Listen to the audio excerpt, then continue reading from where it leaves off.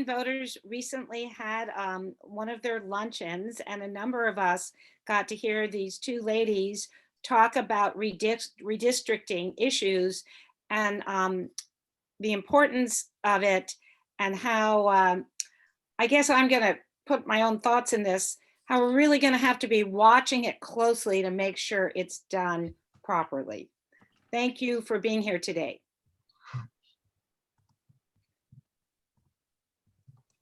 Are we there? Carol and Sharon, you kick it off. Here we go. So I'm so grateful to have this opportunity to talk with you about fair redistricting. The League of Women Voters has had a statewide committee of really very committed human beings who are passionate about this issue. As one of our members said, we are on an underdog mission. So I think all of you understand redistricting enough to appreciate her comment. But we're probably going to share information with you today that you already know, but hopefully you won't already know all of it, because each time it seems to change somehow in some way. And this session is different in many ways. So we're so happy to get to talk to you about fair redistricting. The League believes strongly that the only way to have a responsive government is to have fair districts where legislators must listen to their constituents. And for over 100 years now, the League has worked as a nonpartisan activist grassroots organization that believes voters should play a critical role in democracy. And today we're going to talk about the census and reapportionment, the redistricting in general, and the two processes which are done in Missouri, and then actions you can take. As you know, redistricting is based on reapportionment. And the United States Constitution stipulates that congressional representatives be apportioned to the states on the basis of population. Thus, we have a census every 10 years.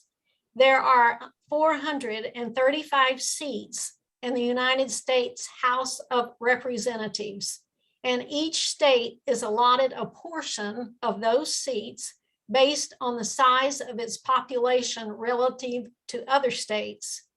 So consequently, after a census count, a state may gain seats in the House if their population grows, or lose seats if their population decreases relative to the population in other states. And we do have a Supreme Court ruling that says the populations of House districts must be equal as nearly as practicable. And so what it comes down to, there are basically about 750,000 people per district in all of the states. But if you look at this map, you will clearly see what's going on here. And as I said, you may already know this, but the dark green state is Texas, and it is the only state that gained 2 seats. The states gaining 1 seat are the light green: Oregon, Montana, Colorado, North Carolina, and Florida. No change. Missouri fell there. We did not have any change. And then the purple states lost a seat, which are California, Illinois, Michigan, Ohio, West Virginia, Pennsylvania, and New York. So redistricting is a complicated process, starting with the census, then reapportionment, and then it keeps moving down to each state level. Why does redistricting matter? And as our journalist said, we have an election coming up, but honestly, it's more than an election. It's for the next 10 years. It matters a heck of a lot, and it matters every day. Fair maps give citizens a voice in their government, and if you vote about an issue that might go either way, or vote for a candidate that might or might not win, you're more likely to vote, and to be involved in government. And how your district is defined creates a community who votes together. The defined region or community has a representative, and we all would like somebody to hear us. When the total population is used to determine districts, there's greater equity in distributing public funds. So redistricting really does matter at many, many levels. I know you've all heard of the word gerrymandering. It's a portmanteau, a pushing together of two different words. And it is, in fact, a simple definition, the partisan manipulation of district lines. This is something we would prefer not to have. It distorts a voter's influence. It contributes to polarization and extreme positions. In fact, it protects often, it can protect incumbents. It fuels cynicism. It increases the number of safe seats. Representatives are not accountable to all constituents. And the sad thing is, and the truth is, gerrymandering is done by both parties. So Yeah, because- and we want to make that clear that it's not Republicans or Democrats. It's whatever political party is in power in a state that does not have an independent, nonpartisan commission. Okay, so we look at this slide, and you see here that gerrymandering is how differently drawn maps produce different electoral results. So on this page, we have boxes, and each box, this is used to represent 4 ways to divide 50 people into 5 districts. And they looked really different. So if you start with 50 people, in the first box, there's 60 orange and 40 purple.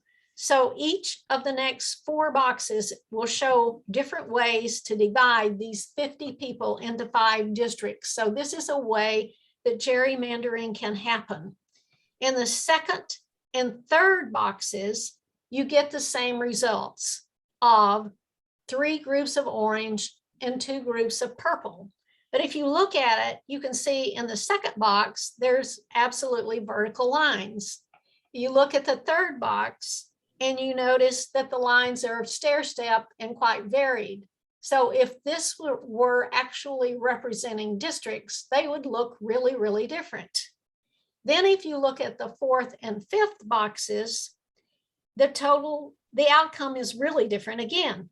In box 4, with what appears to be perfectly equal spaces, you know, when people say, oh, that, and they look at the physical map, then they want it all to be perfectly square or perfectly something. It is possible to gerrymander regardless of the shape, the physical shape of the districts, because in this box 4, you can see that they're all equal rectangles, but you end up with 5 orange and 0 purple. Then in the very last box, the result is 2 orange districts and 3 purple districts. So you can begin to get an idea of how this can really happen. Okay, now we're going to tell you about the processes in Missouri. The final census data was released in August, so now they can begin the redistricting process. And there are 2 very different methods for drawing new districts. Missouri has the 8 congressional districts, and these will be drawn by the Missouri legislature. And the second method is for drawing the Missouri House and Senate districts, and these will be through bipartisan commissions appointed by the governor. So first, we're going to talk about the congressional redistricting. And as you can see, this is from the map from 2012 that we had 8 districts. And as you can see, our population has grown a little bit. And for 2020, 2020 census data, it'll be 769,364, trying to get that many in a district. And move on. Move on. Okay, right, so there, okay.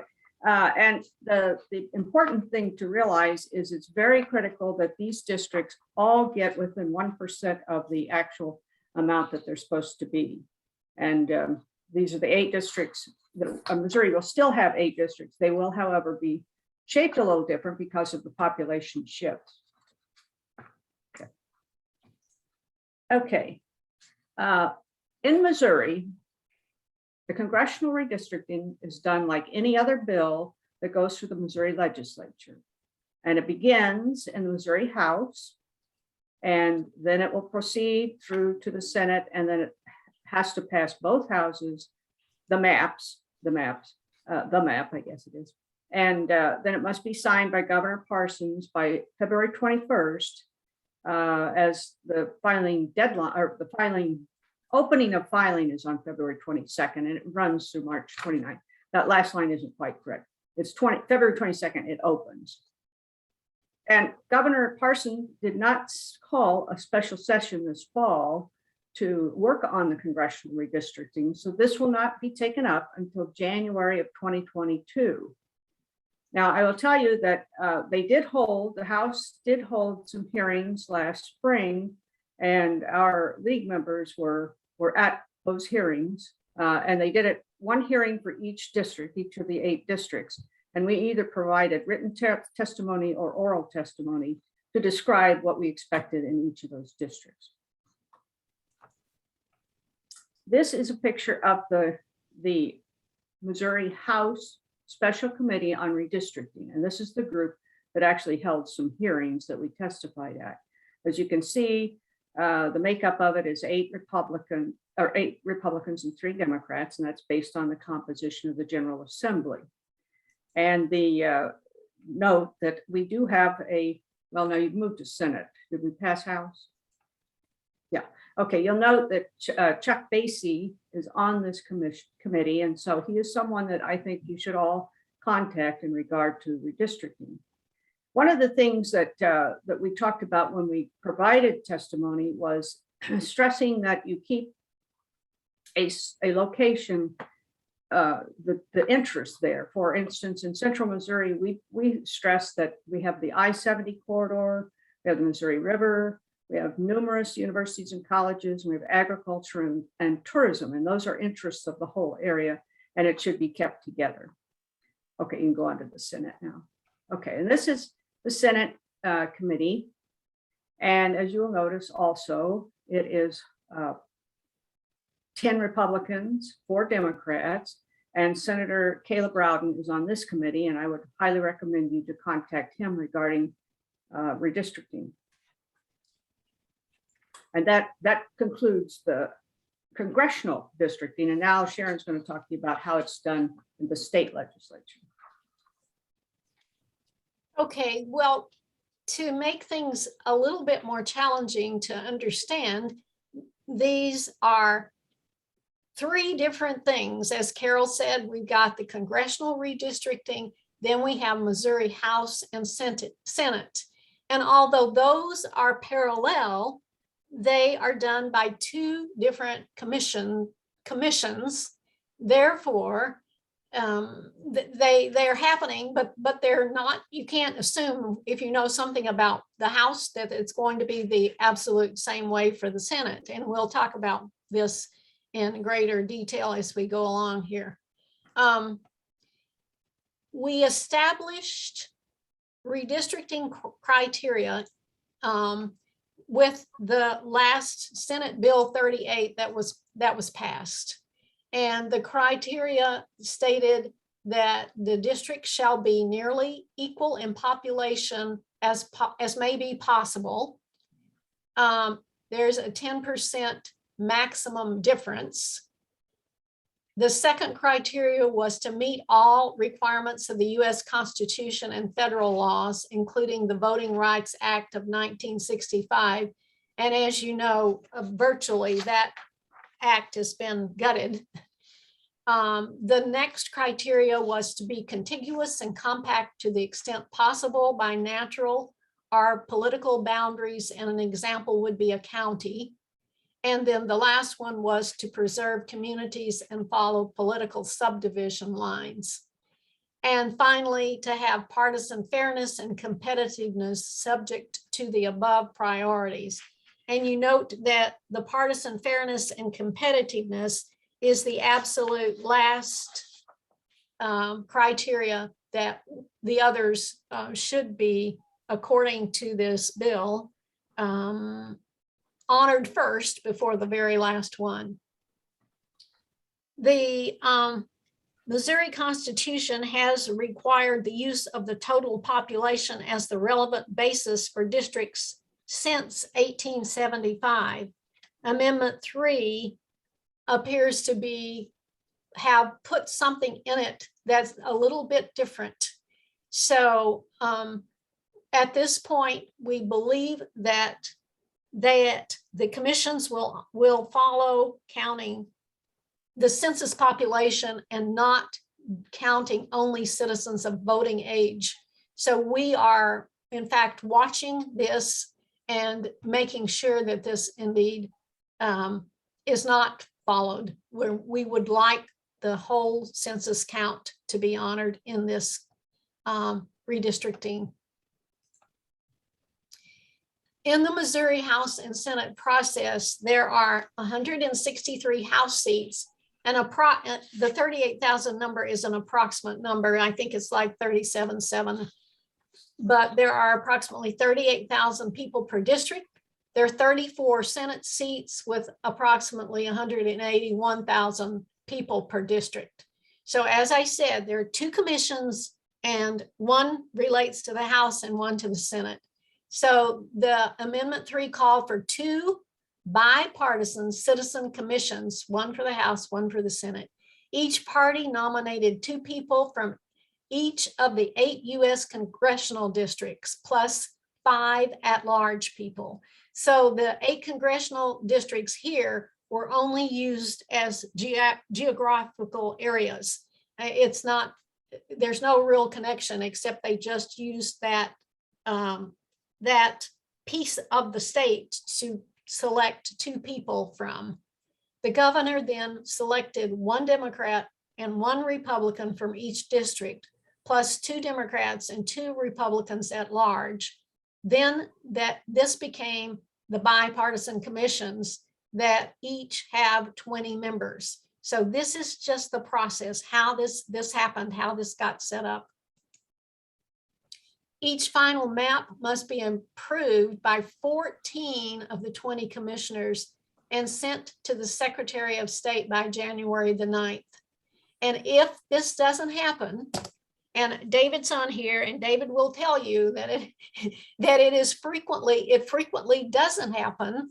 So if either commission fails to agree, then the Missouri Supreme Court will appoint a commission of 6 or a panel. I believe the law actually calls them a commission of 6 judges to draw the map. A simple majority of the judges must agree. Governor Parson announced his appointments for both the House and the Senate commissions on July 9th, and the first organizational meetings were held on August the 10th. Some of league members attended those meetings. And as we sat there and watched, and it took all day for the House Commission to decide on their leaders, it became clear why these commissions 14 of them cannot agree, and these often get sent on to these judges to make the final decision.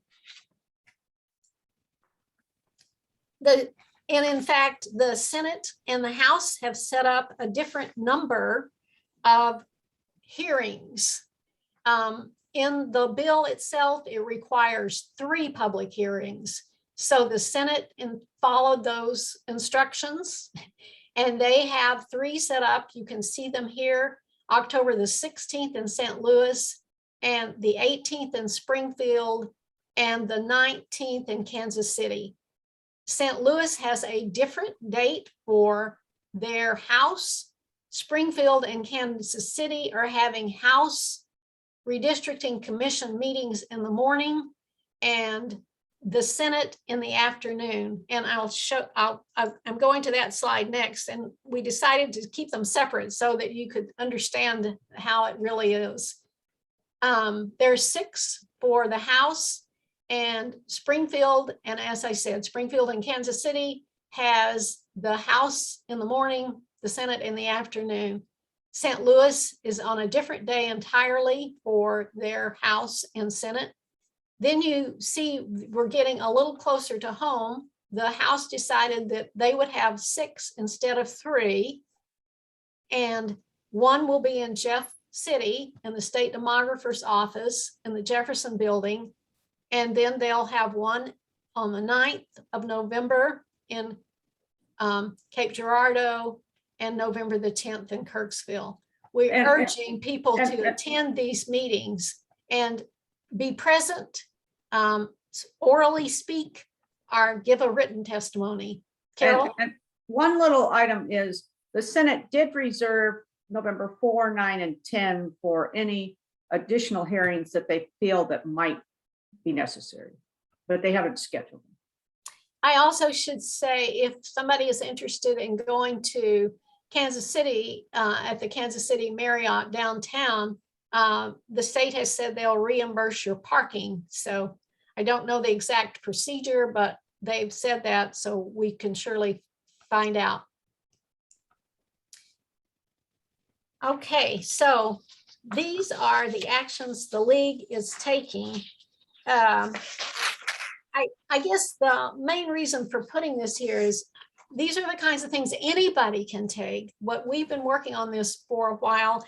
And as I said to you, there are people who are very committed. So Carol, you want to? Well, we've had a whole lot of people throughout the state work on these district R maps, which are looking at your area, deciding on communities of interest. And one of the very interesting things about these maps is that when we do our public testimony, you will be allowed to attach a map. And we encourage you to do testimony.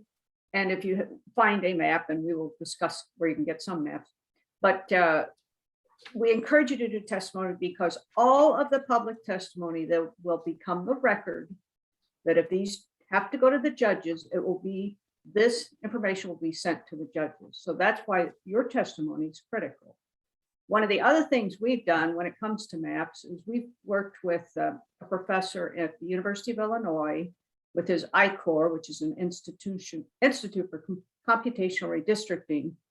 And he has agreed with his grad students to draw nonpartisan Missouri maps. They're in the process of working on that right now, and they will be sending those to us, hopefully in time for us to submit them with our testimony. In addition to that, they have agreed to look at whatever the legislature and the commissions do and determine how partisan the maps are. So that's also something we want to provide to the media and to our members and the public. And then, as I said, we're hoping and encouraging our members and all of you to provide the written testimony and spoken testimony. Now, we do not know how this will be done when the Missouri legislature does their hearings next January, but we will certainly be promoting that. And we're engaging in social media education. We've been doing that for several weeks now on Facebook and Twitter, and I maybe TikTok. I'm not positive about that one. And we've attended, Sharon and I both, and Nancy Copenhaver have attended these House and Senate Commission meetings, and it was very, very informative for us. This was prior to their actual public hearings. And by the way, right now, there are no maps drawn. So when they go to your public testimony is to give them guidance on drawing the maps.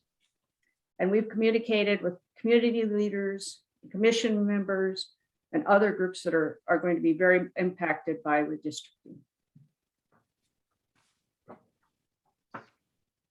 Other things we've done, we're engaging in social media education because this is a long-term thing. We're hoping that even if we don't know what kind of change will happen this time, but there will be another 10 years. And the more people who understand redistricting, the more they may want to be involved. So I think we've pretty much covered all these things that we've done. And certainly there's plenty of things for people to do. We may have covered them here, but here are some of the things to keep in mind when you do talk about redistricting. We are looking for fair and transparent redistricting process and fair maps. And we invite you to talk to your friends and families and write letters to the editor, talk radio, and definitely to testify at redistricting committee hearings, commission hearings, and the committee hearings. And toward the end of this program, Sharon will share you some very important information on that. And if there are demonstrations, if there are events to educate the public, we'd invite you to do those. The Missouri House and Senate redistricting actions aren't that different, except it all happens in a different way. So again, we're asking for fair and transparent processes, attending meetings, educating people you know, try to build awareness and share information on social media. Even when you reshare something that has been put up, it helps. We're using Facebook and Twitter. So like the League of Women Voters Missouri, at either or both of those platforms, and it will only further what we're trying to do. Okay, so we're going to focus now just on one thing, and that this is the upcoming testimonies. In fact, there's a session tomorrow, Saturday, in St. Louis. So you can attend these hearings, you can present oral testimony, and you can present written testimony. And I'm going to, right now, I'll let Carol, I'll let you talk, but I'm going to go, while you're talking, I'm going to go and open this. No, that's okay. I do believe they're all available on Zoom. Is that correct, Sharon? They're all available on WebEx. WebEx. So if somebody really wants to, you'll see. Okay. I'm going to demonstrate the Office of Administration's website if all of this works like I want it to. But you know how that goes, right? Okay, can you see this? Yeah. So when you go to the Office of Administration webpage, you will see something that says public testimony. It gives the total population, and it gives, of course, what we know about numbers for the House and Senate. You can click on this spot right here under public testimony, and it takes you into the Missouri Redistricting Commission Hub. And the hub gives you all of the public hearings, the dates, times, and locations, and of course, even the directions if you need them. So that's the first thing. So keep on scrolling down, and you'll find a spot to submit your public comment. And then at that point, you have to decide whether you're going to do your House comment, your Senate comment form, or create a community of interest. If you did a community of interest earlier with District R, which is what we were using in our state, those will be transferred. So you don't have to worry about that. And the honest truth is, I've tried to use this portal here, and it is using Maptitude, and I have found it not as simple as the District R was. But let's look right quick at one of these comment forms. So the House comment form and the Senate comment form are the same. It asks you, I'm testifying as, whether you're an individual, a lobbyist, or a business organization. It asks you for your address. It asks you where you want to apply your comment. Is it to the entire state or is it to a specific county? And then there's a place down here at the bottom. You're supposed to summarize your comments, and it says 1,000. I believe it's 1,000 characters, so your summary needs to be fairly short. You can upload a file that's longer. You can even upload a map. So you have options here to put things in. So when I said that there were some things alike and some things different about redistricting, this all is a new feature, and how it will be used, we're not sure. This is all to be learned, all to be figured out, and that is a new feature. Okay, I'm going to go back and go back to where we were. Very good. So there are some key points that you might want to include on redistricting. Carol, you want to explain those? Okay, the maps, well, pretty much it's just a self-explanatory thing. These are just guides, but you want the commissioners to realize it's for the next decade, and that's a long time. Things can change.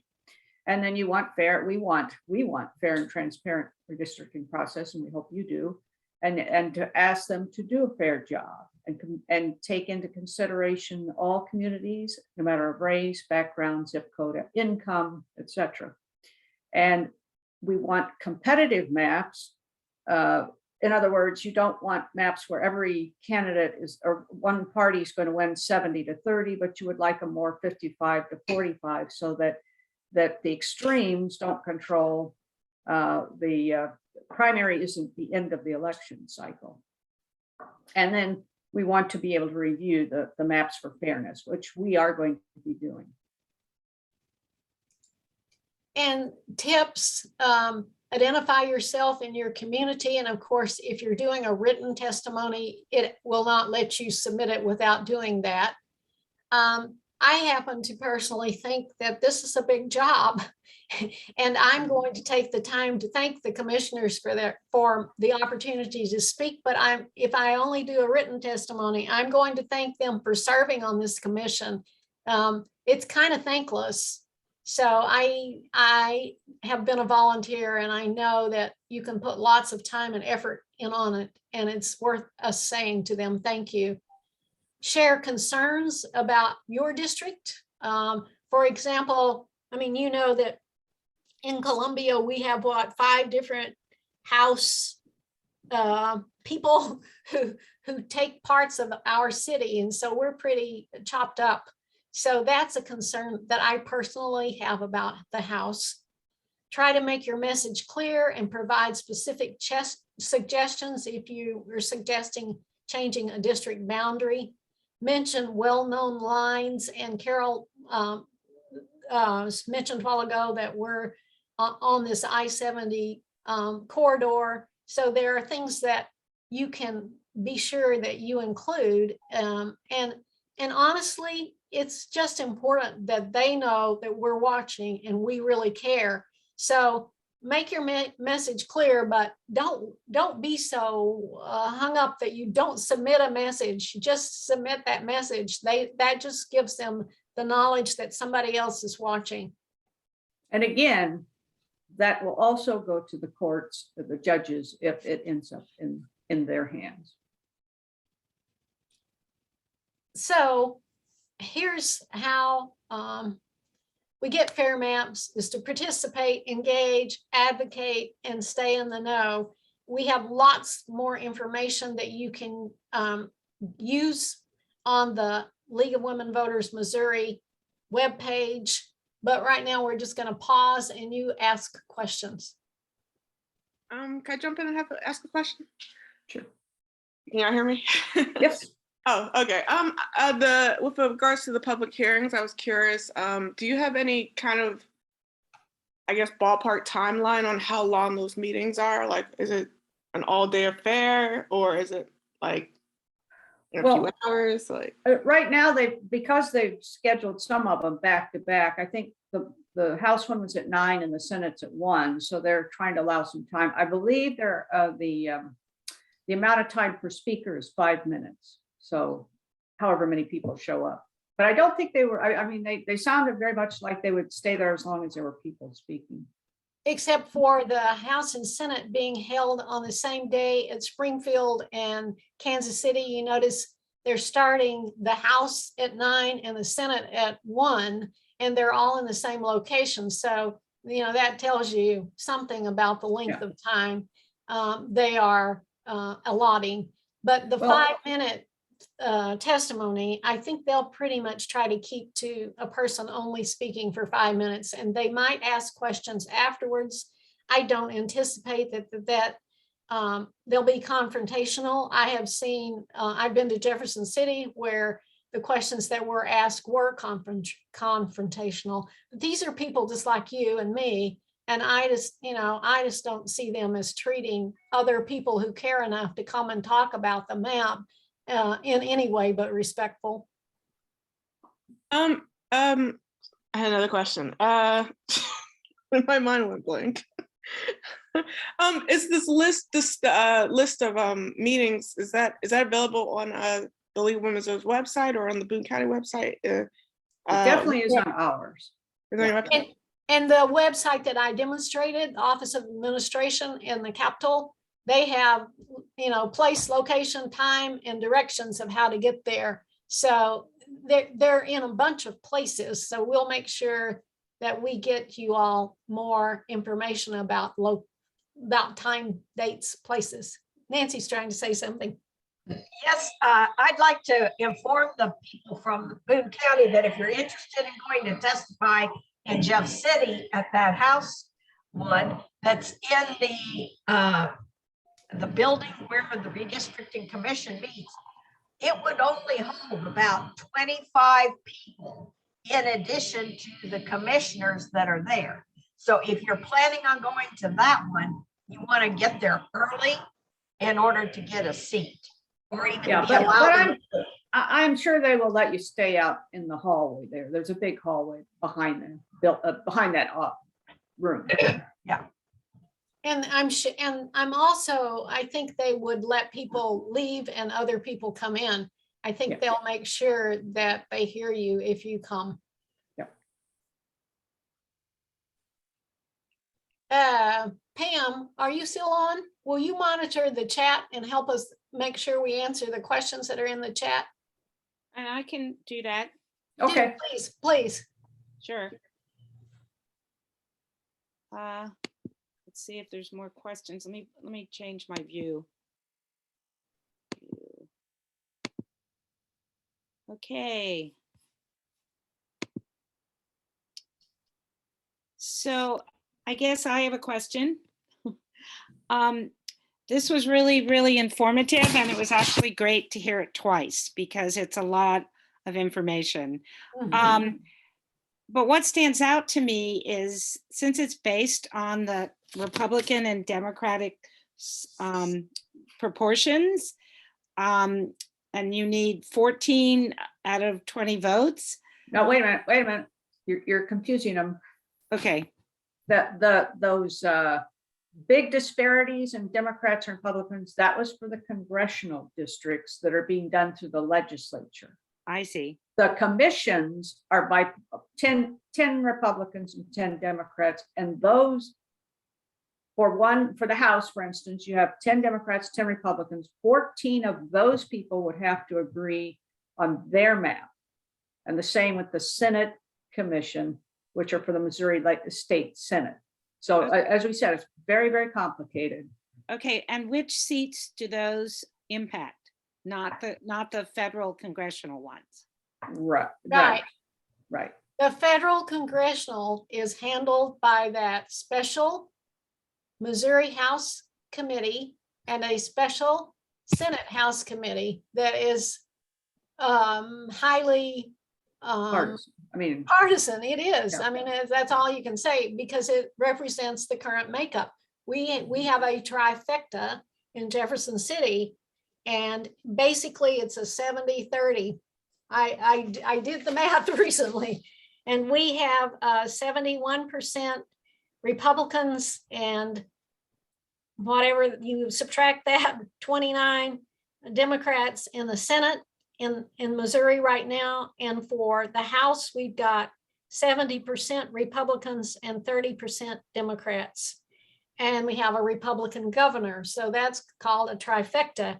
And notwithstanding that, I pointed that out about Missouri, we know politically that states with a trifecta, it's much, much easier for them not to have gerrymandered maps. It's just is.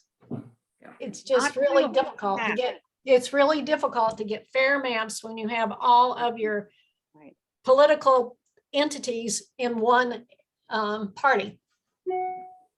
Absolutely. Thank you.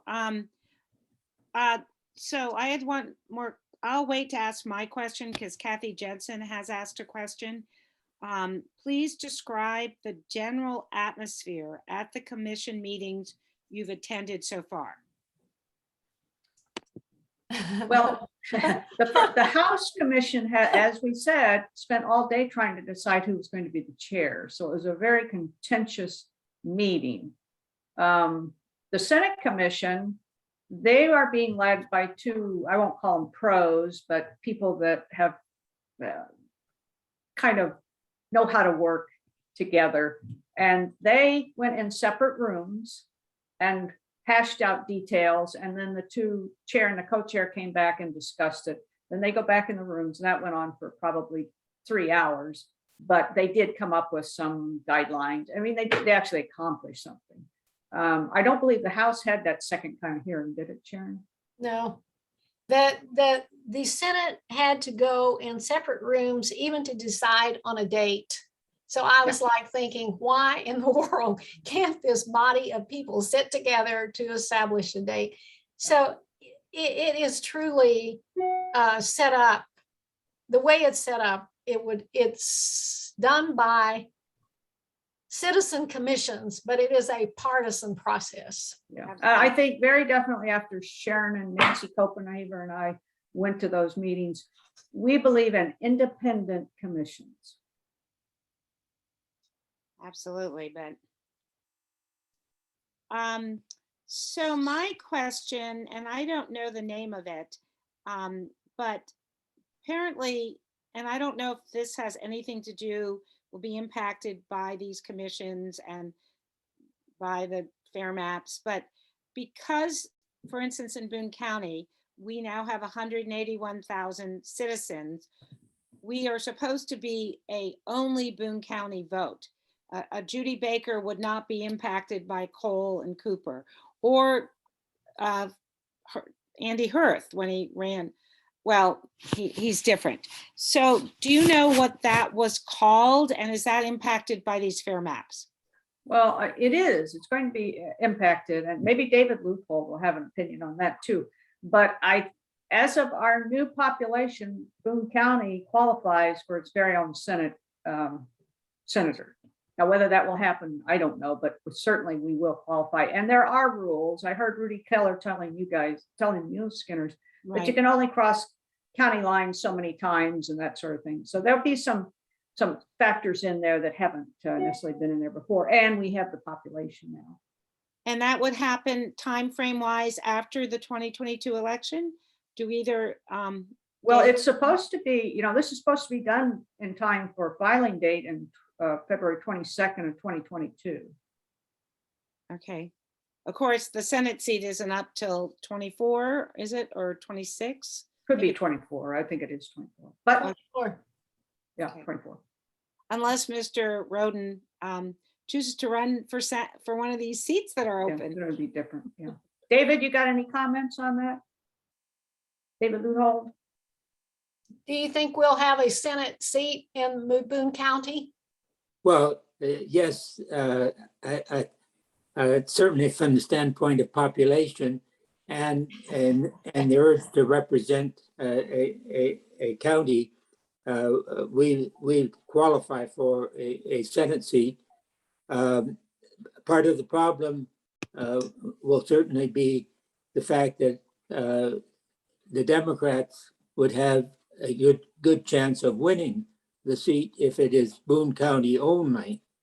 In the past elections, the Democratic candidate has carried Boone County, but lost the overall election. And so for that reason, it'll depend upon the judges.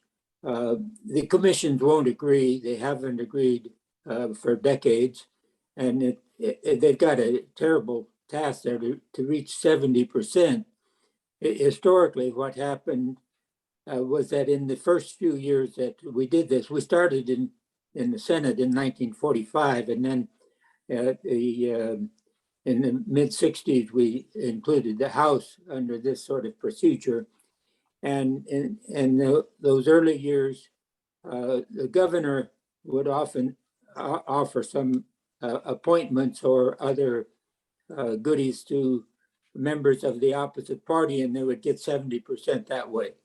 And that doesn't happen anymore because the party have made sure that they appoint people who will not agree. So David, let me interrupt you 1 second.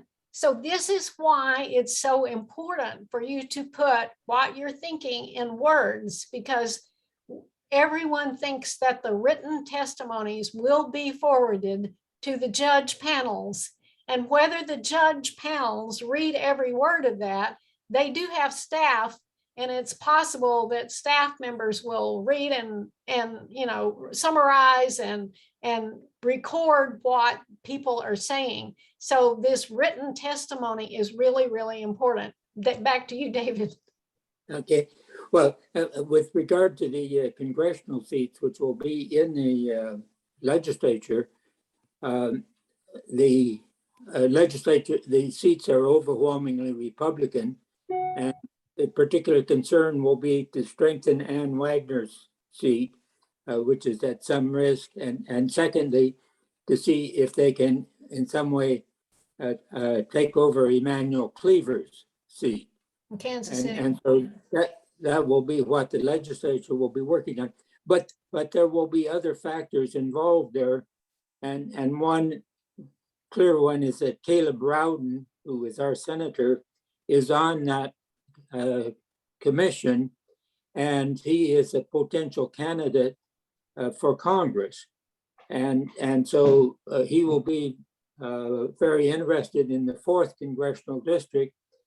And Boone County is a large population area in the center of the state. And so we have been historically, we were for a while with Dick Icord in a district running south from here. And then we were for years in a district running northeast from here. And now we're in a district that runs west and south. And so Boone County could go any particular direction in the state. But what will be really influential, I would expect, is Caleb Rowden. Caleb Rowden has enough influence in the Senate that he was elected as majority floor leader. And so I think he will have a lot of influence on the Senate commission that was deciding. And that's why we really do encourage you to contact him, in January or prior to January on this very topic. I just want to get in, if I could interrupt, David. Thank you. Ruth has asked 2 questions, and I'm going to say them both because we've got about 5 minutes left. Is the portal to be used by all those testifying? Is this the portal that is going to be used by all the people testifying, or only for those testifying via WebEx? And the second question is the league making certain that there are league members speaking to our recommendations at each meeting?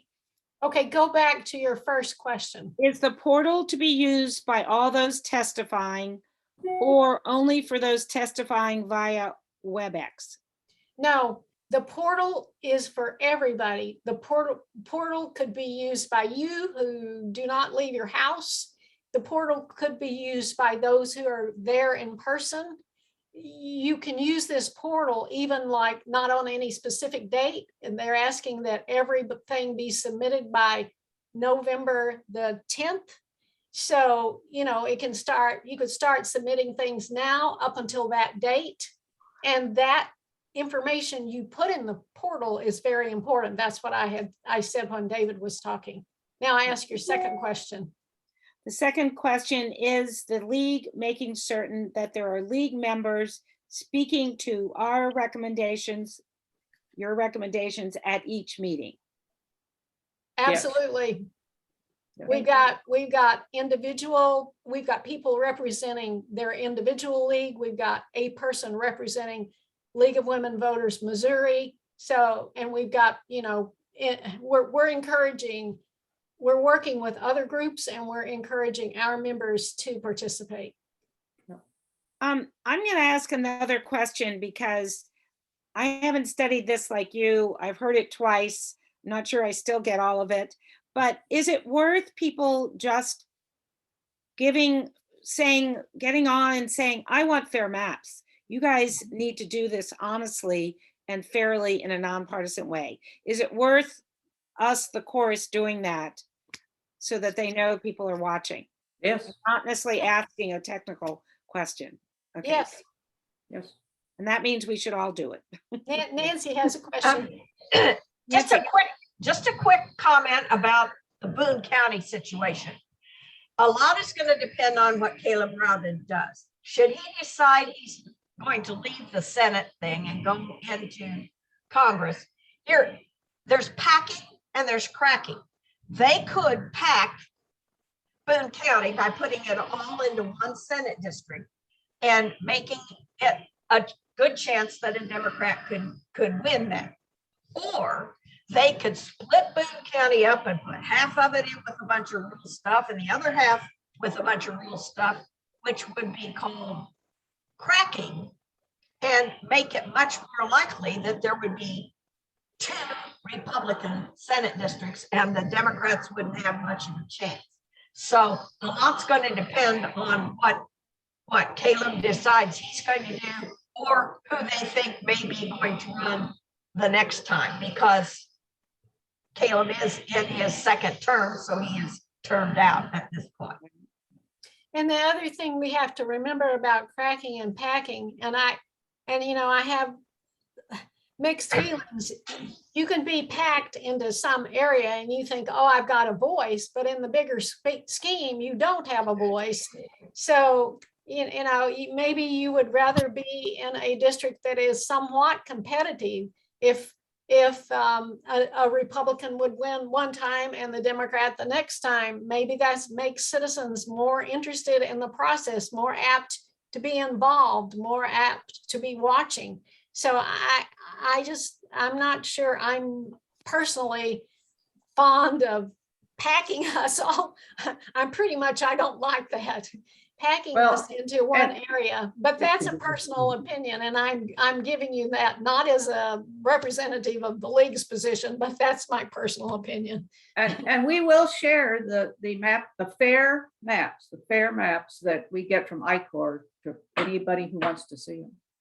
Yes, we have visited with them, and they have said that because of the way the population is in the state of Missouri, which is not unlike many other states, we have these population areas of Kansas City, St. Louis, and Springfield, and it is hard to draw competitive districts. It's not an easy thing to do. So we recognize that this is really a challenging task, and there's decisions that have to be made. And, you know, Pam has a question, a hand up. Pam?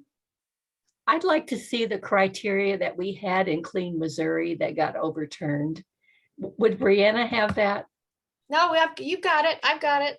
Oh, okay. And the first one was competitiveness, which is now at the bottom of this list. Oh, okay. So it was the same, except competitiveness was, and the fact that children are not going to be counted according No, to. no, we believe right now that it'll be the total population. We have not heard Oh. anything that indicates different than that. Well, and also the Amendment 3 had the commissions being Yeah. citizen commissions and not chosen by the governor, or not bipartisan, but non-partisan. Right. And so, no, I hope we don't want to misconstrue, but right now, everyone thinks that the total population will be used, the total census population will be used in this apportionment process. So it's written there. I personally think they probably wrote it in so they could use it 10 years from now if they want to, because this went into our Constitution. I think it was kind of like, let's get what we can in here piece by piece. But And let's point out that no state in the country does that. They all use population. right.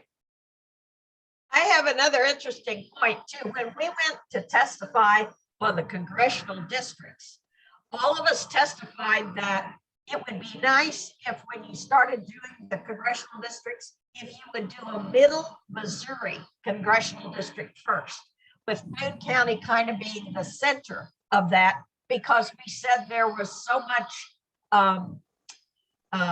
what's the word I want to use? Like communities that the University of Missouri and the healthcare facilities were all tended to be a draw for everybody in the area.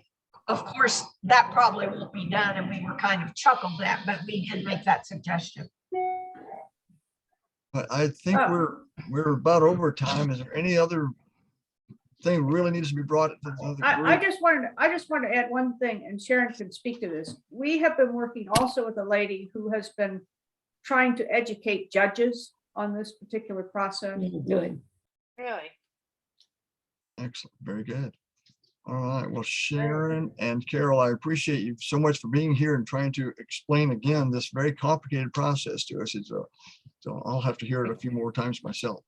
So again, thank you. You too. Yeah, Pam, you have something? I have another question. I wonder if you still have access to the recording that the league did of this thing, because I don't know that I'm going to be able to record this because of what happened today.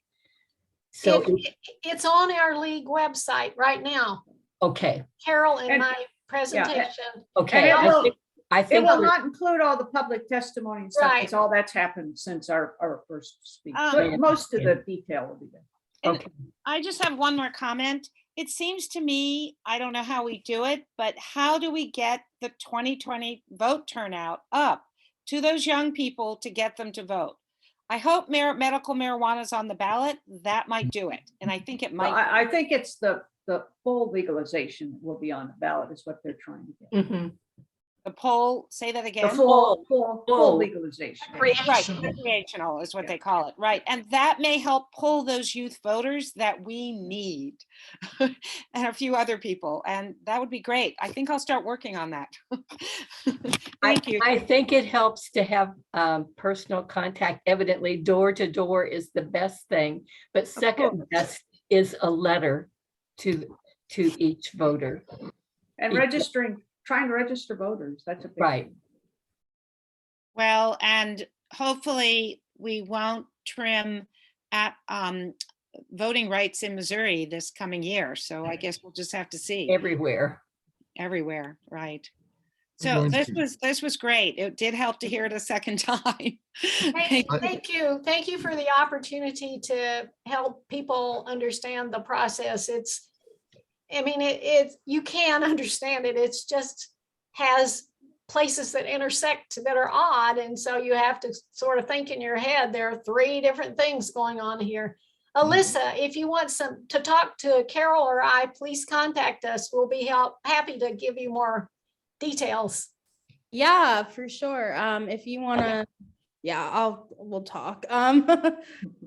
Well, and what I'm going to do is, Pam, if you stick around to leave the thing open. Anyone who wants to stick around and chat and talk afterward, that's fine. I'm going to go ahead and officially close the meeting. I need to get out and get on to something else. I Remember, make one final comment. sure, A sure. Thank you to not just the 2 of you presenting today, but the League of Women Voters on behalf of this issue. Your sustained effort is recognized and noted. I had the privilege back in the fall of 1962 of a long discussion in his office with Robert Kennedy, following and about his appearance in the Baker versus Carr case, his first appearance before court. And he mentioned then the role of the League of Women Voters in pushing for fair apportionment. Thank you. And thank you, Bob and Carol, also for your work on behalf of Smith Creek, where I was last weekend.